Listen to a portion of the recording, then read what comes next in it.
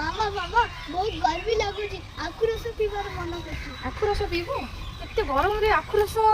ठीक अछि मते गोटे मिनिट दे मो बनेली हैला मामा आखु रस नहीं आखु नाही घरे ठीक अछि बिना आखु रे भी गोटे मिनिट भीतर तमे आखु रस बनै दउ हैला बस गोटे मिनिट सर्त लगातु 90% लोक को जना नथिबो कि एबे घरे आखु रस बनी पारिबे से पुणी बिना आखुरे हाँ आज्ञा तापाई ब्लेंडिंग जार रे मु नहीं जाइछि गुड़ किछि पुदीना पत्र लेंबू रस टिके कला लुण आ खूब सारा आइस क्यूब्स एंड पानी देकी आमे ब्लेंड कर नबा ब्लेंडिंग हेला बेले देखि परुथिबे तार टेक्सचर पूरा जेमती आखु रस रे जेमती पूरा फेण फेण वाला थाए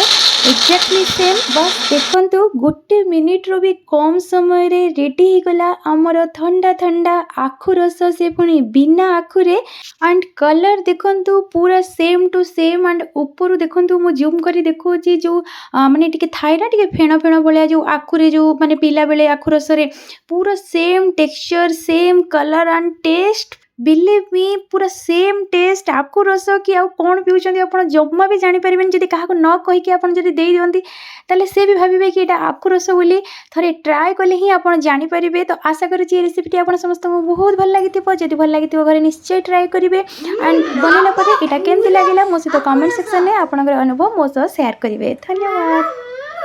पूरा आखु रस पूरा आखु रस